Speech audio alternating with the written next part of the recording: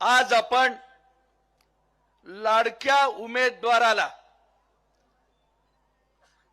Button दाबून मतदान करावं हे आवाहन करण्यासाठी एकत्र जमलो आहोत। अशा वेळी भरलेल्या शिवारात पाना फुलाच्या रानात आपल्या शेतकऱ्यांचा मेळावा, सगळे हाडाचे कष्टकरी शेतकरी आज एकत्रित आलेले आहेत। अशा वेळेला सर्वच मान्यवरांनी आपली भूमिका मांडली, घाटणेकरांनी आपली भूमिका मांडली, अनेक अभ्यासू वक्त्यांनी या ठिकाणी आपली भूमिका मांडली। माझं वय आता 70 पेक्षा अधिक आहे। कॉलेजात शिकत असताना आम्ही बबनरावना पाहिलेलं होतं। सभापती म्हणून जीप मध्ये महिंद्राच्या बसून जात असताना विनायक पाटलांना बघितलं होतं। त्या काळात माड्याची निवडणूक लढवली होती। आशीर्वादानं सगळीकडे तालुक्यात मागे पडलो होतो, पण चाणाक्ष माडेकरांनी मला त्या काळात 3000चं मतदान अधिक पद्धतीने देण्याचा बहुमान माझा केला होता। असे अनेक उपकार असताना आम्ही बबनरावांना पाहिलेला आहे। बिचारा कष्टाळू आहे। राजदूत गाडी त्यांच्याकडे असायची। देशाचं नुकसान होऊ नये म्हणून रॉकेलच्या तेलावर गाडी चालवायचा, असा हा कष्टाळू माणूस होता। आंतरराष्ट्रीय कीर्तीचा जागतिक चोर म्हणून शेजारी ओळखत होते, पण पक्षात मात्र त्यांना मोठी ताकद होती। कुणीकडनंही टाकलं तर मांजराच्या पिलाचं प्रशिक्षण घेतलेला बबनराव 4 पायावरच उभा राहायचा। त्याला ते जमून जायचं। सतत या पद्धतीचं राजकारण करायचा। मोठं आव्हान देतोय, मोठ्या नेत्याला विरोध करतोय म्हणून त्याला त्या काळात त्रास झाला।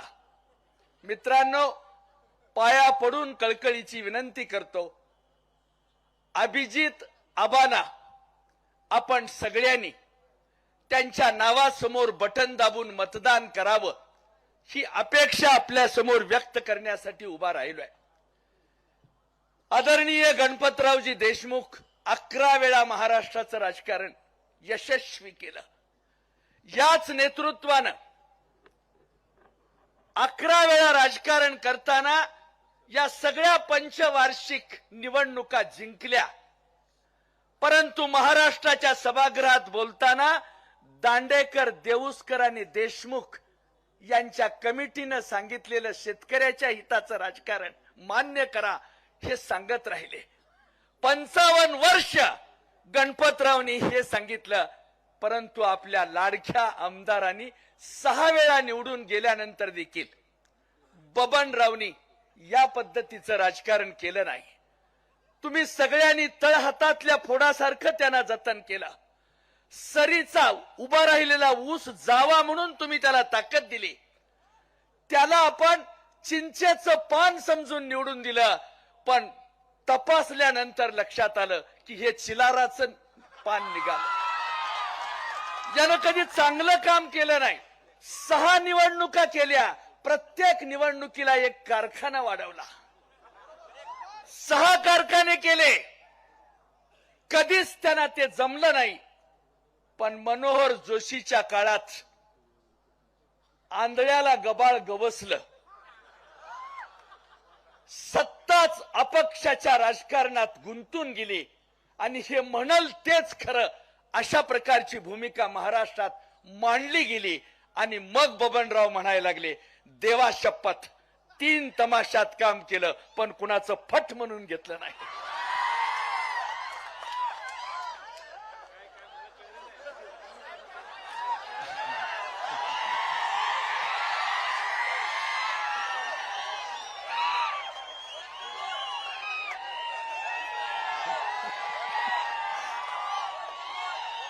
बबनराव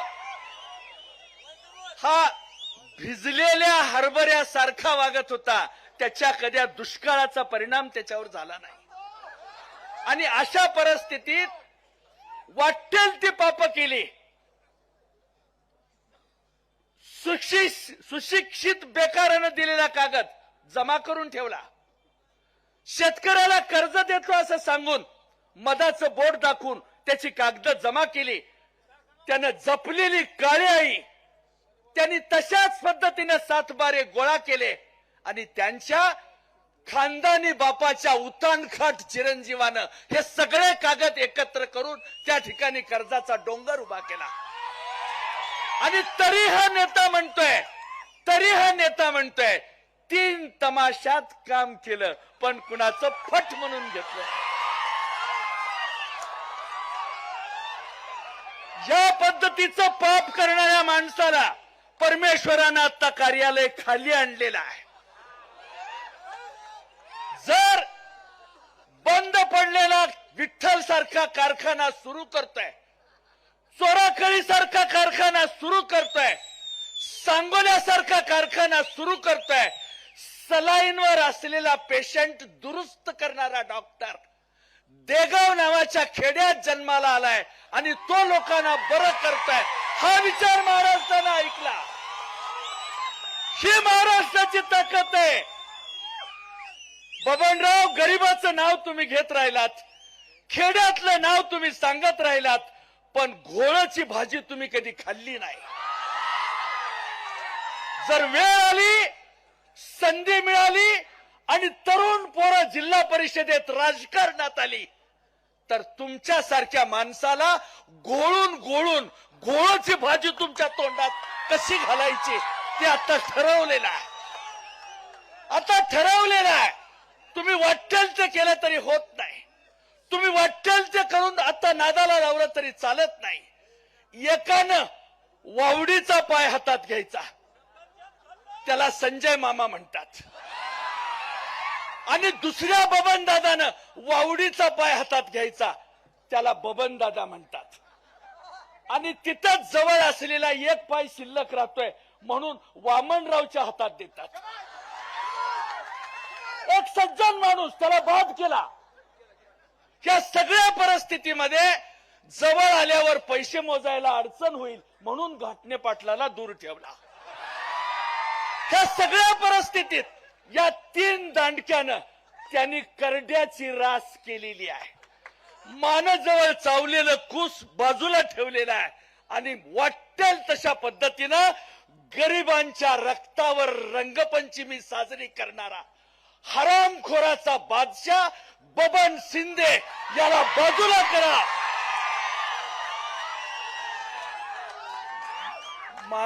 माझं घर केरसुनीचं असल्यामुळं मी साध्या भाषेत बोलतो, सांभाळून. मी जरी बबनराव इथं नसले तर ते माझे मित्र आहेत.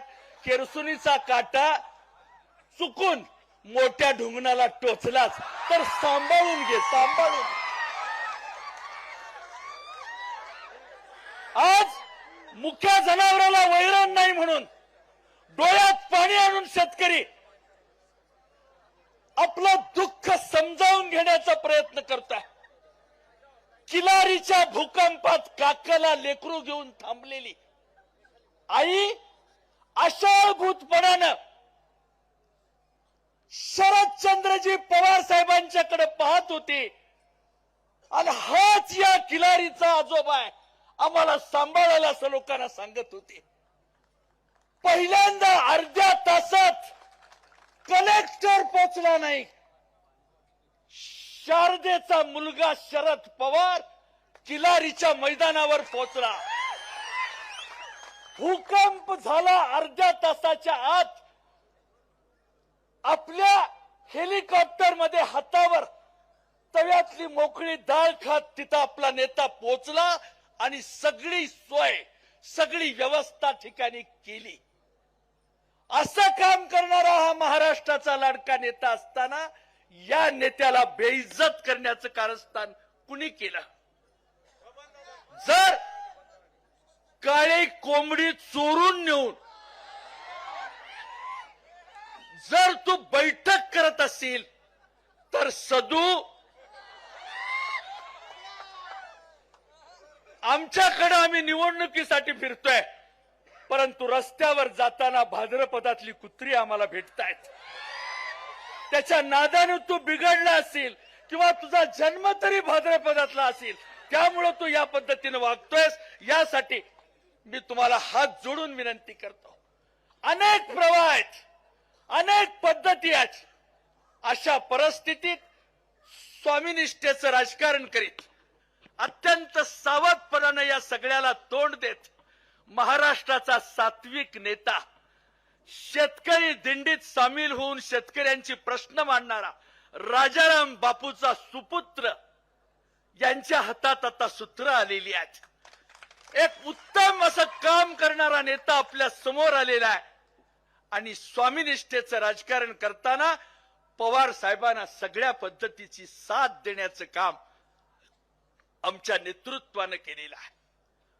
आमच्या जयंतराव पाटील साहेबांनी केलेला आहे. महाराष्ट्राच्या विधानसभेमध्ये 6 फूट उंचीचा तरुण पोरगा उभा राहिला आणि या सगळ्याला तोंड देत राहिला तर इंग्रजीतून, हिंदीतून, मराठीतून कुणाला कोणतं औषध पाहिजे ते देत सगळ्याची तोंड बंद करणारा एकमेव महाराष्ट्राच्या काँग्रेसचा